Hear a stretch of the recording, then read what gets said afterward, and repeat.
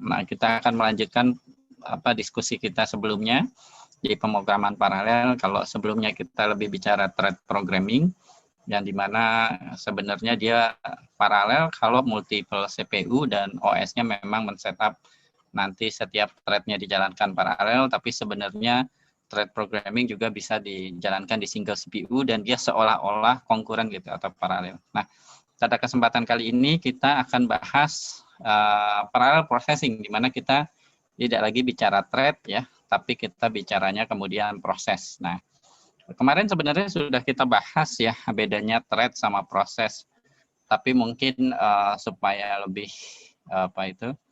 jelas lagi, saya akan review sedikit lagi kemarin yang sudah kita bahas bahwa ya, ada dua istilah yang kalau kita lihat di kamus ya, istilah itu artinya sama, secara bahasa artinya sama. Konkuren sama paralel artinya ya dilakukan bersamaan gitu, berbarengan. Tapi dalam dunia pemrograman paralel dua hal ini berbeda.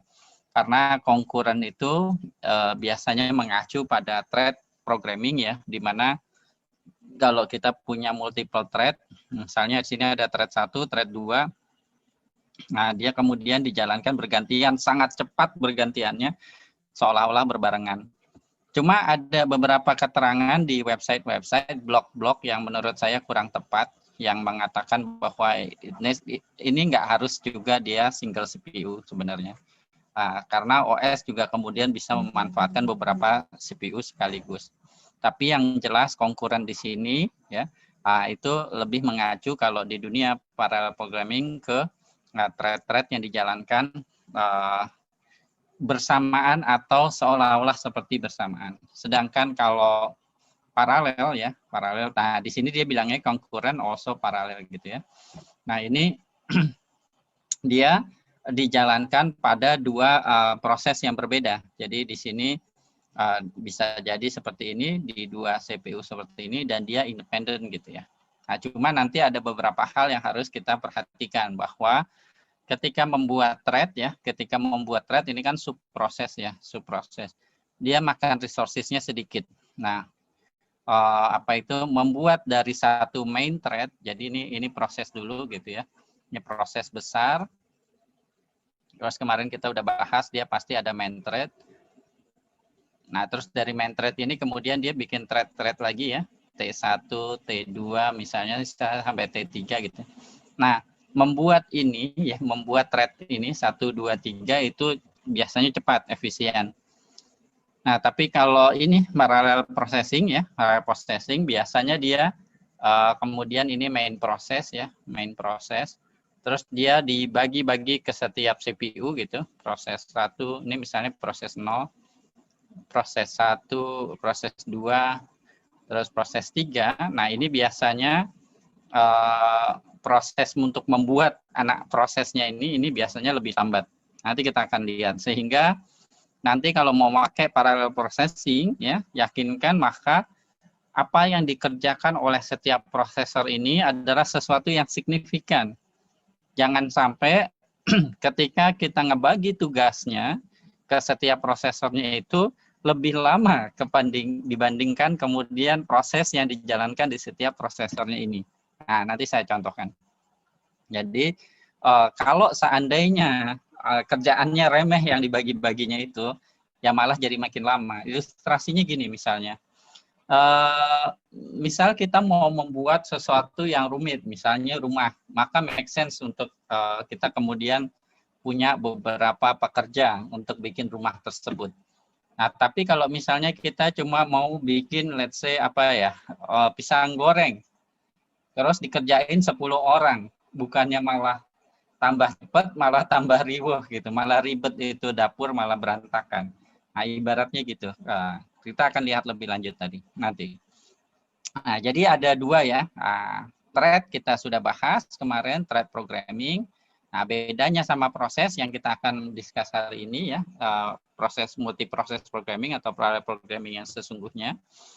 dia nggak share memori dari apa yang kemudian dibuat setiap prosesnya. Nah, kalau thread dia share memori, kemarin kita udah bahas.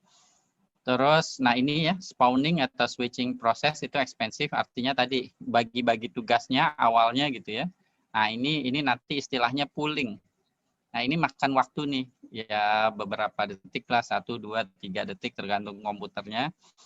Nah, kalau ini hampir seketika, ini hampir seketika, ngebikin thread itu hampir seketika, jadi tidak lama. Terus, nah ini butuh resources lebih banyak, ya baik CPU maupun memori, sedangkan ini ringan sekali gitu. Jadi thread programming itu makanya dipakai juga di IoT. Terus ini nggak perlu memory synchronization. Kalau di sini karena dia sistem shared memory, maka dia ada sinkronisasi, mekanisme sinkronisasi. Nah, oke, itu reviewnya. Nah, sekarang kita mulai seperti biasa ya. Seperti biasa, sejak kita masuk ke sebenarnya juga dari OOP sih sebenarnya, kita biasakan tidak lagi di Jupyter Notebook. Jadi ini silahkan copy paste ke Spider, lalu dari Spider dijalankan di terminal. Jadi ini sengaja saya kasih di sini supaya filenya nggak misah-misah terus bikin bingung nanti kalau kalian belajar. Nah, sebelum kita jalankan, saya terangkan dulu apa yang terjadi di sini ya. Nah, kita pakai modulnya utamanya ini, multiprocessing ya. Multiprocessing ini adalah modul yang utama yang kita pakai di kuliah kali ini. Nah, ini modul yang kemarin, thread programming. Nah, ini saya lakukan untuk membandingkan supaya kita lebih paham apa bedanya thread programming sama multiprocessing programming ya, atau parallel programming yang sesungguhnya. Nah, di sini ada waktu sama OS. Nah, kalau waktu biasa ya, kita karena ingin melihat berapa waktu yang dibutuhkan. Nah, di sini OS. Nah, ini untuk kemudian nanti saya akan gunakan untuk ini. Nah, os.get process ID. Nah, untuk menunjukkan ke kalian apa bedanya thread programming sama proses programming. Nah, karena kemarin saya udah jelaskan ya, ini proses di dalamnya ada thread gitu. Nah, threadnya bisa lebih dari satu. Nah, si proses ini dia nanti punya ID gitu. Nah, kan kemarin saya mencontohkannya ini kan ya. Saya mencontohkannya adalah si ini di task manager gini kan ada proses. Nah, proses ini sebenarnya punya ID. Nah, itu bisa kita lihat di sini di detail. Nah, ini kan ada nih proses ID gitu ya. Proses ID di sini misalnya let's say Chrome. Dia punya beberapa proses jalan sekaligus, satu program tapi punya beberapa proses. Nah, ID-nya itu 7652, 9668 dan seterusnya. Nah, itu sebenarnya bisa kita gunakan ibaratnya kita gini. Kita punya pekerja, misalnya ada 10 kuli untuk bangun rumah. Nah, kan masing-masing kulinya punya nama, Bambang, Asep, dan lain sebagainya. Nah, itu kalau di komputer, si workernya itu, si prosesnya itu, nah itu dia punya ID, namanya PID kalau di sini. Nah, modul OS ini, dia fungsinya macam-macam sih ya, termasuk juga sebenarnya kalau kita mau akses file di komputer kita, di Python itu pakai modul OS, dan lain sebagainya. Nge-rename, nge-delete file. Nah, tapi dia bisa juga dapat ini, proses ID. Nah, nanti dia akan mengeluarkan PID-nya, proses ID, lalu nama prosesnya apa, nah dia thread keberapa, thread name-nya apa gitu ya, thread name-nya apa. Nah, oke. Nah, di sini ada dua fungsi ya, ada dua fungsi. Yang fungsi pertama only sleep. Jadi dia cuma ketika fungsi ini dipanggil, dia sebenarnya cuma ngeprint ini. Terus yang dia lakukan cuma ya sleep aja 1 detik gitu ya, sleep 1 detik. Nah, kemudian ada fungsi lain namanya crunch number. Nah, dia sama, dia ngeprint ini ya, ngeprint proses ID-nya berapa, proses name-nya apa, thread name-nya apa. Nah, yang dia lakukan hanya menjumlahkan dari 1 sampai ini 10 juta ya, 10 juta atau 1 juta nih, 10 juta, 3, 10 juta. Nah, dia cuma jumlahin aja, jadi crunch number. Dia nggak something meaningful. Tentu saja nanti di aslinya kalian bisa kemudian melakukan whatever you want ya di fungsinya tersebut.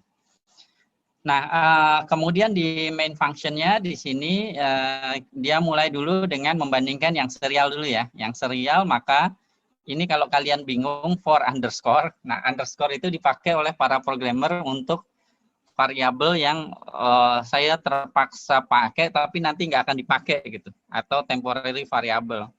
Nah, kalau saya sendiri sih nggak begitu suka karena sebenarnya masih ada di memori, tapi whatsoever lah. Dia pakai underscore ini karena di dalam loopingnya dia nggak ada i gitu. Kalau kita kan biasanya for i in range ini kan, nah tapi karena di dalamnya nggak ada i, makanya dia for underscore gitu. Itu biasa dilakukan para programmer kayak gitu. Ini start time, lalu dia looping ya, berarti ini kan serial ya, serial atau sequential, berarti nggak pakai thread programming, nggak pakai parallel programming. Lalu waktunya ketika sudah selesai, lalu dia print out waktunya. Nah, terus kemudian ini dilakukan thread programming, kemarin sudah kita bahas. Nah, caranya threading.thread, lalu di sini nama fungsinya ya, karena nggak ada argumen inputnya, dia cuma target sama dengan nama fungsi, jadi nggak perlu argumen. Terus di sini for, nah underscore in range 6 worker. Nah ini banyaknya worker tadi, mana tuh? Oh di atas. Banyaknya worker tadi di atas. Nah ini 6 workernya 4. Itu contoh saja, kalian bisa ganti ke nilai yang lain. Kalau Google Colab kalau nggak salah 2. Nah, habis itu sama ya kayak kemarin kita lakukan start untuk setiap thread-nya di dalam thread sini, lalu join ya, join. Lalu dihitung waktunya, nah, kayak gitu. Nah, ini yang ketiga kemudian ya, kita jalankan pakai modul multiprocessing. Nah, ini baru nih. Saya agak lambat sedikit di sini. Nah, konsepnya sebenarnya kalau kita bandingkan antara thread programming sama multiprocessing ya. Nah, di sini terlihat sama sebenarnya. Sintaksnya itu sama, hanya kemudian kata-katanya aja yang berbeda, tapi logiknya sama persis, sama persis. Di sini threading.thread, di sini multiprocessing.process. Lalu apa yang menjadi parameter dari fungsinya ya, apa yang menjadi parameter dari fungsinya adalah manggil fungsi. Nah, tentu saja ini apa saja. Lalu for ini kan sama nih untuk setiap workernya ya kan. Jadi untuk setiap workernya dikasih pekerjaan gitu ya. Nah, terus di sini juga sama persis kan. Start sama join, start sama join. Nah, selebihnya ini hitung waktu saja. Nah, ini kalau kita lakukan ya. Nah, itu keterangan dari programnya, saya harap cukup jelas karena itu juga simple sih sebenarnya, cuma gitu doang. Nah, ini saya pindahkan ke Python. Nah, saya akhirnya menemukan cara yang lebih efisien, jadi saya pakai satu nama file aja. Di sini hpds03.00.py saya save dulu. Nah, terus kita jalankan di sini ya, di command prompt. Saya coba zoom. Bentar. Hilang. Bentar. Saya besarkan sedikit.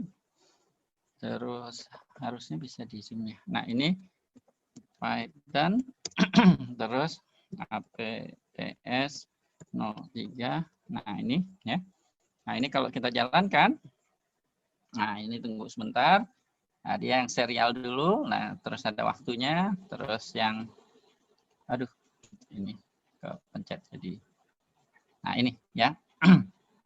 Nah, di sini terlihat apa itu? Nah, ini yang serial ya, yang serial. Nah, saya akan terangkan dulu. Lihat, yang serial proses ID-nya sama semua. Proses ID-nya sama semua ya. Dan di sini thread name-nya sama semua. Ya, karena ini adalah seperti kalau kita pakai Python biasa. Ya, pakai Python biasa. Ya, sebelum mata kuliah inilah. Yang kita lakukan tuh seperti itu. Kita hanya pakai satu thread, satu proses. Jadi selama ini sebenarnya kita pakai Python masih dasar banget. Tapi mudah-mudahan setelah mata kuliah ini kalian mulai kemudian improve Python programming-nya dengan melakukan berbagai optimasi di sana. Nah, kemudian yang thread programming, nah terlihat bahwa proses ID-nya sama semua ya. 160.680 ya. Nah, tapi kemudian thread name-nya beda. Nah, thread-nya kemudian 1234 ya. Thread-nya 1234. Nah, kemudian terakhir yang kita multiprocessing ya, multiprocessing. Wait, ini kenapa sama ya? Harusnya beda nih. Something wrong nih, sorry. Ini harusnya adalah 168012334. Kenapa dia jadi satu ya? Coba saya lihat ininya dulu, code-nya. Bentar.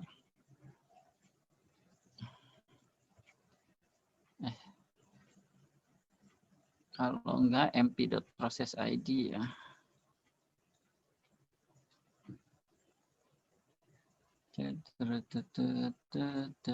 Bentar.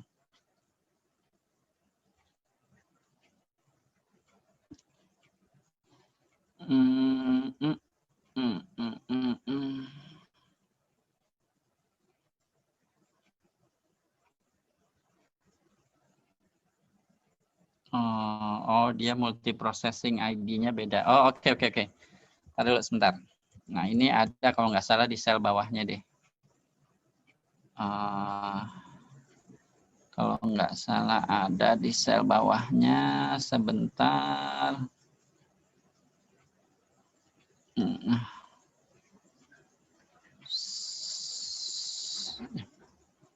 Bentar. ID. Oh, ntar deh kalau ketemu deh. Oke, so tadi ada kesalahan sedikit di proses ID-nya ngeluarinnya. Dia tetap ngeluarin yang main thread ya. Tapi ntar ada di bawahnya deh. Ini kayaknya karena beda ini nih. Beda versi ya. Aduh. Oke, it's okay lah. Nah, nanti ada di bawahnya untuk menghandle itu. Tapi intinya yang mau saya jelaskan di sini adalah tadi ya nanti ini karena ada kesalahan, tapi nanti di sini prosesnya adalah berbeda.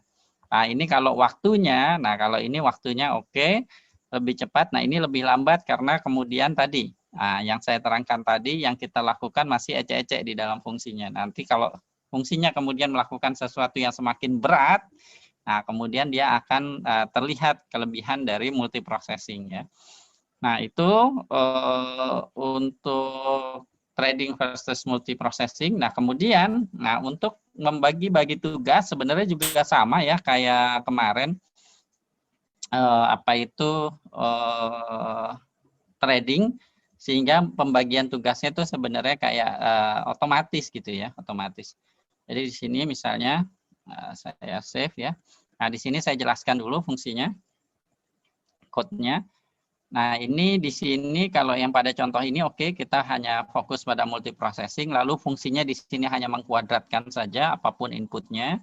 Nah, di sini kemudian kita bisa nih ada di sini kan multiprocessing SNP ya.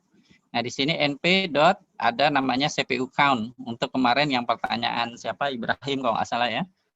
Berapa banyak prosesor yang ada tersedia di di ini kita, di komputer kita. Nah, terus kemudian di sini mp.pool, terus di sini pakai 5 misalnya workernya SP. Terus dia p.map, berarti mp.pool.map gitu ya, atau mapping function. Fungsi F, lalu inputnya di sini contohnya adalah 1, 2, 3. Nah, ini kalau saya save dulu, lalu saya jalankan. Di sini supaya lebih jelas saya tambahkan CLS dan di depannya.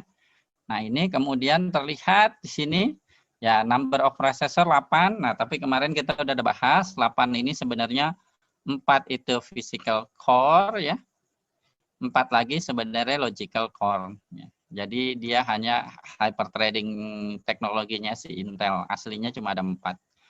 Nah, karena dia tadi inputnya 1, 2, 3 dan fungsinya dikuadratkan, nah di sini jadi 1, 4, 9 gitu. Jadi dia membagi secara otomatis ke setiap prosesnya dari input ini. Tentu saja ini bisa kita tambahkan ya sebanyak mungkin kita mau. Nah, di sini misalnya 4, 5, 6, 9, 10 gitu. Nah, terus kita bisa kemudian tambahkan lagi, sebentar, tambahkan lagi di sini. Nah, atau gini saja lebih bagus lagi, input gitu. Inputnya gini, soalnya input itu ada di namespace. Ya, input sama dengan gini, lalu kita bisa kemudian print input gitu ya. Nah, ini terus seperti ini, input sama dengan, lalu di situ nanti ada output yang kalau kita jalankan lagi, Di sini. Nah, kayak gini. Nah, inputnya 1, 2, 3, 4, 5, 7, 9, 10. Jadi 1, 4, 9, 16, 25, dan seterusnya. Nah, tapi ini hanyalah contoh sederhana ya. Contoh sederhana yang sebenarnya kalau kayak gini aja kita tidak butuh paralel. Tapi ini adalah ilustrasi bagaimana sintaks dari pemrograman paralel lewat multiprocessing dilakukan. Nah, contoh yang lebih cocok, yang kemudian supaya kita lihat bahwa paralel programmingnya jalan. Artinya kemudian dengan memparalelkan lebih cepat daripada tidak memparalelkan. Maka kita buat sembarang fungsi, ini saya buat sembarang fungsi aja, tentu saja nanti di dunia nyata adalah dikembalikan permasalahannya apa gitu. Nah, sembarang fungsi aja sebenarnya. Nah, ini saya buat fungsinya. Jadi cuma sekedar menghitung, dimasukkan suatu n ya, suatu nilai n, maka for i dari 1 sampai n-1 saya jumlahkan nilai dari nilai-nilai tersebut tadi 1 sampai n-1, tapi dilogkan gitu. Jadi ditransformasi datanya lalu terus dijumlah. Ini sekedar fungsi buat-buat aja. Ya.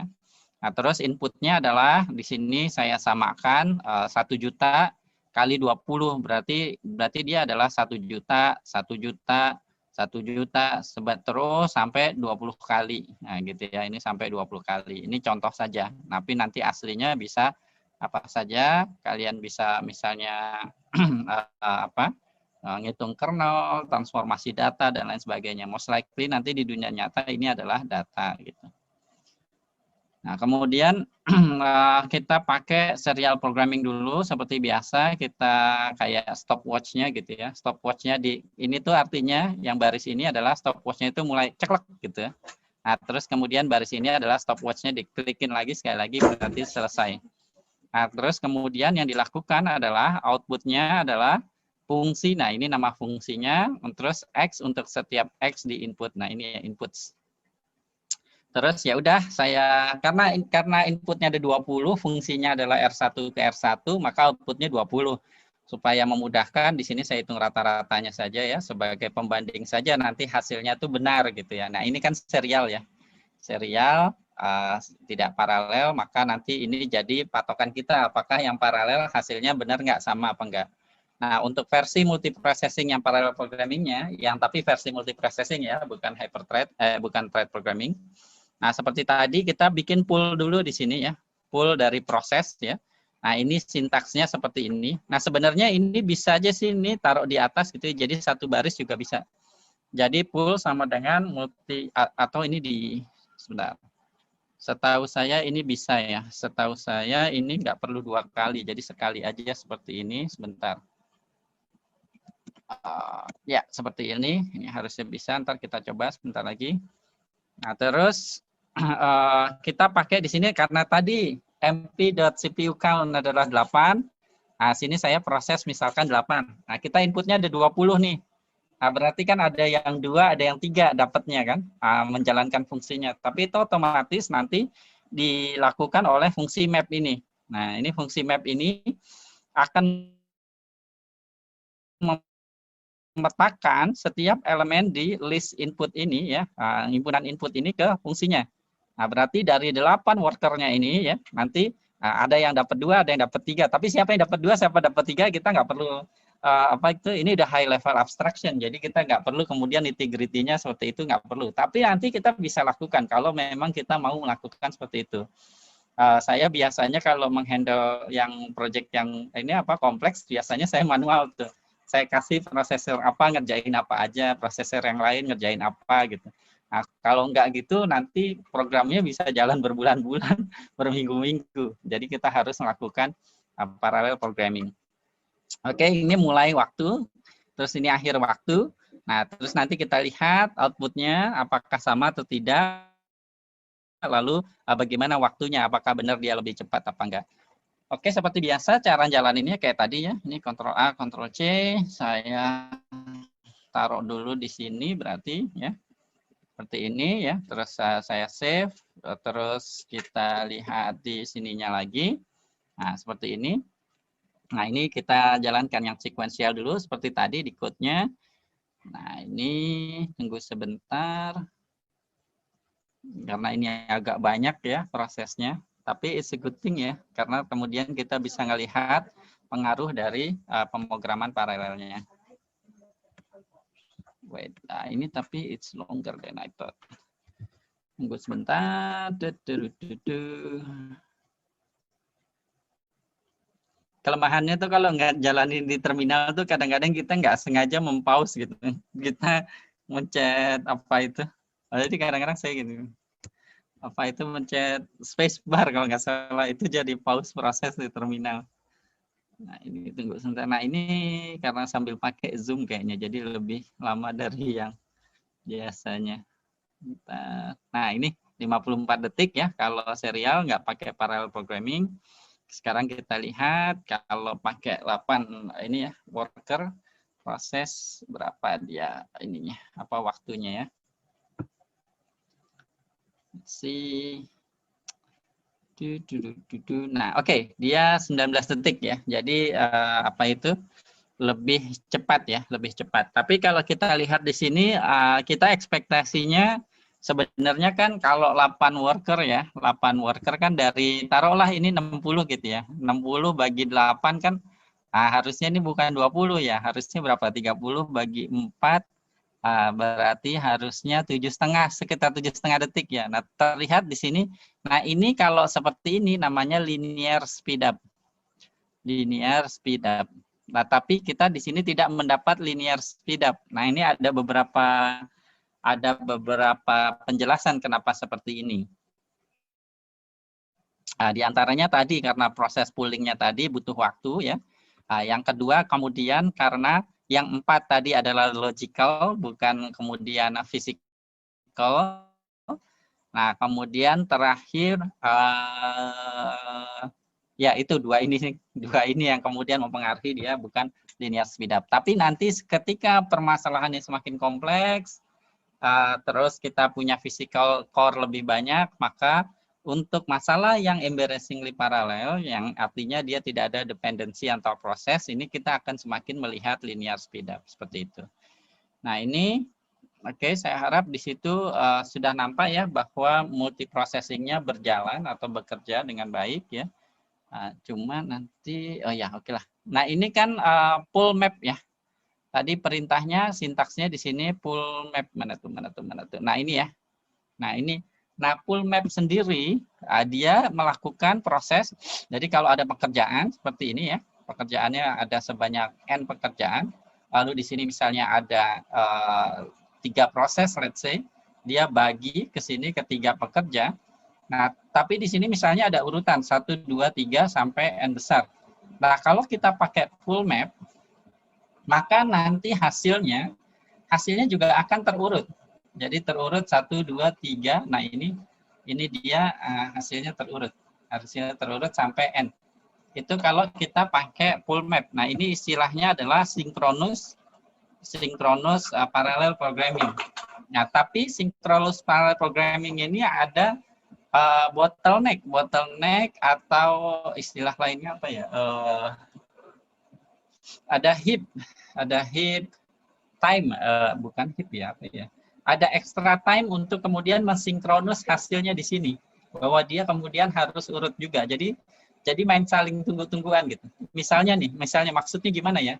Maksudnya gini.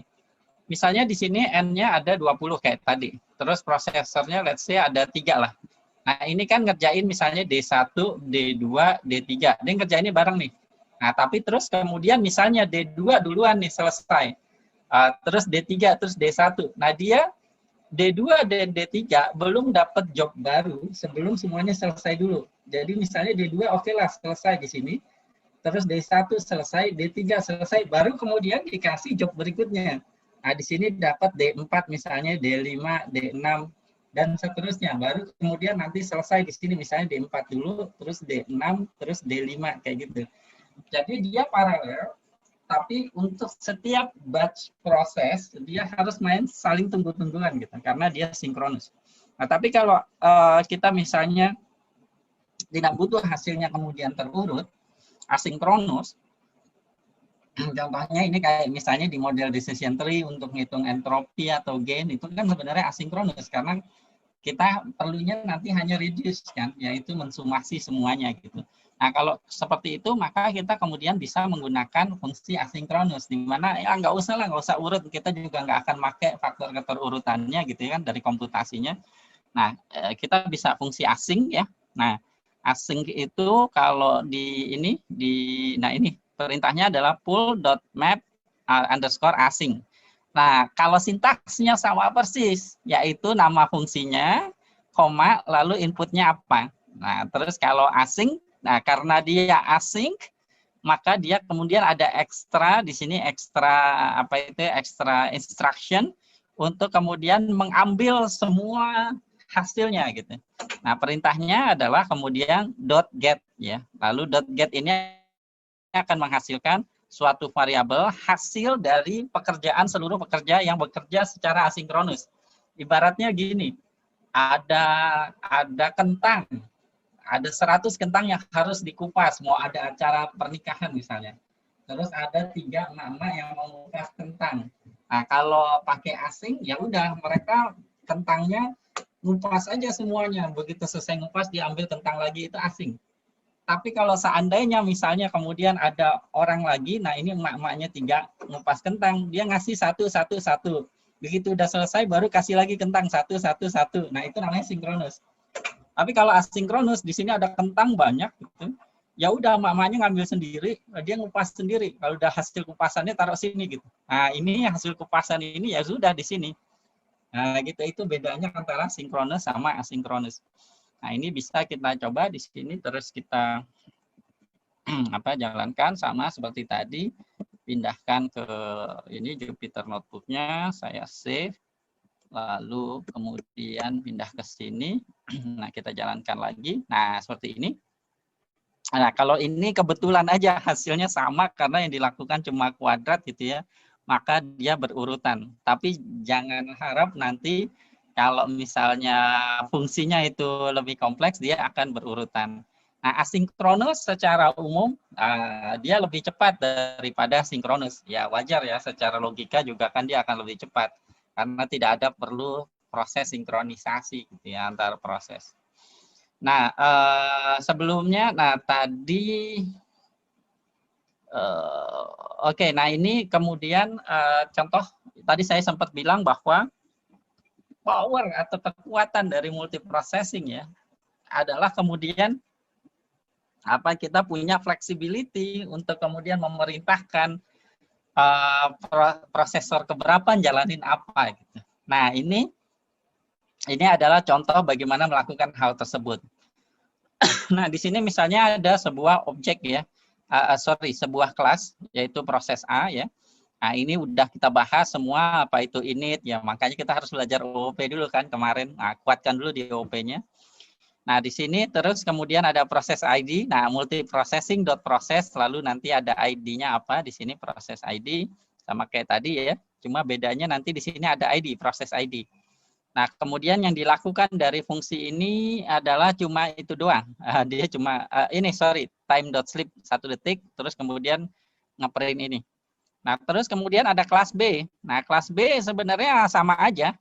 Cuma saya sengaja aja dibikin nama kelas yang berbeda untuk menunjukkan kemudian nanti bahwa ya kita bisa merintahin prosesor yang mana ngerjain apa aja itu bebas, fleksibel gitu. Fleksibel. Jadi ibaratnya bayangkan kalian punya kreativitas atau inovasi misalnya kalian bikin suatu hardware alat gitu dengan misalnya Raspberry Pi. Nah, Raspberry Pi ini kan punya kalau nggak salah 4 logical core, 4 physical core, 4 logical core 8. Terus kalian misalnya dari Raspberry Pi itu bikin alat apa ya, misalnya let's say mobil mainan yang kemudian self driving gitu. Kalau ada obstacle dia kemudian menghindar gitu, kayak mobil otonomus. Di di drama Korea startup misalnya, tapi versi kecil gitu. Nah, itu kalian bisa kemudian mengassign misalnya 2 prosesor untuk object detection, 1 prosesor untuk mengatur gerak, 1 prosesor lagi untuk mengatur apa gitu. Nah, itu bisa dilakukan di multiprocessing. Secara manual kita kemudian mengassign setiap itu. Nah, tujuannya apa? Kemudian agar setiap fungsinya itu tidak saling mempengaruhi satu sama lain. Kalau multi-threading, ya kalau multi-threading ada satu thread yang kemudian bermasalah, nah itu bisa apa ya? Bisa akan mempengaruhi thread-thread yang lainnya. Nah itulah perbedaan lagi dari si thread programming dengan multiprocessing ini. Nah terlihat di sini ya, terlihat di sini. Nah kita P1 adalah proses A, ini kan berarti kelas A ya. Yang di initnya itu adalah dia kemudian melakukan multiprocessing ya, multiprocessing, tapi kemudian di prosesor ke 0, prosesor pertama. Nah, P2 adalah proses B ya. Tapi kemudian kita mengassign tugas ya, mengassign tugas ke prosesor yang kedua, prosesor 1. Nah, baru kemudian di sini dia start proses 1, proses 2 start. Lalu yang terakhir adalah nungguin semuanya selesai kayak gitu. Nah, ini adalah ilustrasi bagaimana kemudian di multiprocessing ya, di multiprocessing kita bisa kemudian mengassign setiap fungsi yang ingin kita hitung ya, itu independen apa yang dilakukannya gitu. Nah ini bisa kita jalankan.